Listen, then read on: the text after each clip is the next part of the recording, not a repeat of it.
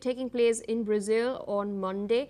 Now, the absence of the United States at the pre-COP30 Leaders Summit has cast a shadow over the meeting, with speakers lamenting the loss of global momentum. Leaders have condemned US President Donald Trump, stating that his claims on the climate crisis and the fact that he's been saying that it does not exist is a lie. Listen in. Importante decirlo hoy día, aunque parezca obvio, porque son tiempos en que surgen voces que deciden ignorar o negar la evidencia científica sobre la crisis climática. Sin ir más lejos, el presidente de los Estados Unidos en la última Asamblea General de la ONU dijo que la crisis climática no existe, y eso es mentira. Uno, la ausencia de los Estados Unidos aquí. El que el señor Donald Trump no venga. El que tenga una conducta, el personal, de negación de la ciencia y lleve a su sociedad con los ojos cerrados al abismo y con ella a la humanidad. El señor... I am concerned that that spirit of common purpose is weakening. Our attention is being drawn to other threats and crises that can seem more pressing. Still with us on the broadcast is Mr. Desmond Major. This was a landmark agreement that had come about in 2015 under the United Nations FCC. The US had joined the Paris Agreement in 2016 and had then withdrawn in June 2017. Under President Biden in 2021, had joined the framework once again. But then Trump, after being sworn in for the second time, as one of his first few decisions, had stated that he is withdrawing the United States for a second time from the Paris Agreement. There was a lot of criticism, not just internationally, but domestically as well. There were several members of the US Congress and Senate who sharply criticized Donald Trump for his decision. Of course, the absence of the United States is being felt quite heavily. We've seen several leaders from across the world coming out and stating that this will impact the momentum and the global consensus and action that has been taking place from countries across the world on one footing to combat the climate crisis. What do you make of Donald Trump's positions, the claims that he's been peddling for so long, and how could this adversely impact the environment? Well, it's typical of him. He's caught up in a system that is not sustainable. The type of capitalism that is being expressed and run in a lot of countries, but particularly America, it's not sustainable, because it's like an uncontrolled, unbridled type of capitalism. Because when you don't have the care of people as your foremost priority, and you're having profit as the foremost priority, then eventually things will go wrong. Things will go wrong. And this is, a very clear expression of somebody who is totally caught up in worshiping the profit margin and putting that as your major priority. I mean, of course, it's good to have profit. If you have an investment, then you want to make your money back.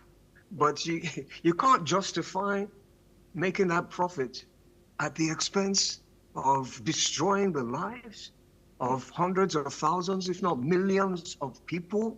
And this is the reality.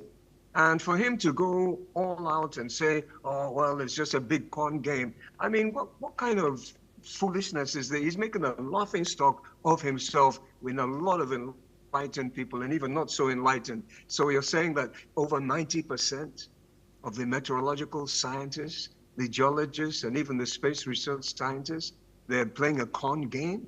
These are people who, they have children. They love their children. They want to see their children and their grandchildren have a decent life, not a life where they're scrabbling and trying to survive because the various capacities of this earth to supply their life support system is being diminished simply because of millions and hundreds of millions of tons of pollution. So he's making a fool of himself. But having said that, it's galvanizing people as well. You know, every dark cloud has a silver lining. And what it's doing is it's, you know, just showing people, look at this crazy irony that the nation that has contributed so far more than any other nation towards climate change is now going into some strange denial stage simply because they don't want to affect their profit margin, which is even very short-sighted. Because clean energy systems are taking off anyway. They're going to take over. They're already taking over from fossil fuel. They're getting cheaper and it's more viable. And over the long term, it's far cheaper to have free energy from the sun than to be tapping into a diminishing resource of fossil fuel. So the reality, though, is that people are really coming together, and we're seeing that. And it's very, very, very encouraging. As we said, every dark cloud has a silver lining, and definitely the world will be a better place once we start denying the deniers. Absolutely, sir. With that, I would like to thank you for taking out time sharing your perspective with us on NewsX World. With that, viewers, we're shifting focus to more developments coming in. Operations at a Belgian airport have been halted again due to drone sightings. This is the second time in the last 12 hours that operations at the airport have been suspended.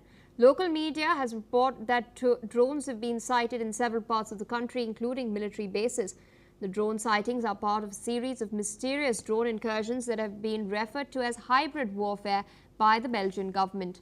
The Belgian government had earlier called an emergency meeting of key ministers and security chiefs after drone sightings forced the closure of airports and a military airbase in what the defense minister called a coordinated attack. This comes as countries on the eastern flank of Europe have now reported similar such incursions. Shifting focus to more news coming in, US President Donald Trump has criticized New York City Mayor-elect Zohran Mamdani, calling him a communist and questioning his impact on the city's infrastructure plans. Mamdani, who identifies himself as a social democrat, has campaigned on the issues of solving New York's high cost of living, with proposals including a freeze on rent-stabilized units, free bus service, universal childcare, and a $30 minimum wage. President Trump has been critical that the policies floated by New York's mayor-elect Zohran Mamdani could lead to something worse. Listen in to what he said. Well, I think you have to look. If he is a communist, you know there's not going to be a lot of activity. So you wouldn't need bridges and tunnels and all the different things that were being planned for New York, I think. And look, I hope New York does well. That's all I can say. I love New York. I grew up in New York. I did well in New York, always did well.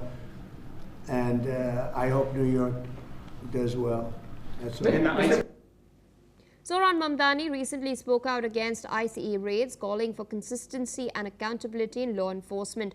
He stressed that all people, including ICE agents and the president, must be held to the same standard of law. For President Trump has defended ICE raids, emphasizing their focus on removing criminals. He's justified the policy by citing crime statistics and has also highlighted economic improvements in safety of the public under his administration. Take a look. ICE raids, well, you want to get criminals out. If they're criminals, we want to get them out. Ideally, we wouldn't have to do them because he'll send the criminals out himself. But that seems to be unlikely. No, we have to get criminals out. You know, millions of people were let into our country from prisons and from mental institutions and drug dealers, a lot of drug dealers and murderers, 11,888 murders, 50% of them committed more than one murder. Yeah, we want to get them out. So whether they're in New York or anywhere else, we want to get them out. We've created a great place in Washington. All you know, you see the difference between what it was now and what it was a year ago under Biden. US President Donald Trump has also commented on the retirement of Nancy Pelosi. Trump has stated that he is glad about her retirement announcement and has called Pelosi a liability for the country. Pelosi was the first woman to serve as the Speaker of the House of Representatives. She earlier announced that she would not run for re-election to Congress in 2026.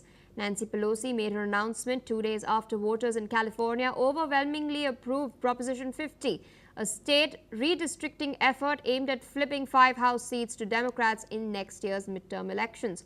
President Trump has stated that she did a poor job in her career. Listen in. I think she's an able woman. I'm glad she's retiring. I think she did the the country a great service by retiring. I think she was a tremendous liability for the country.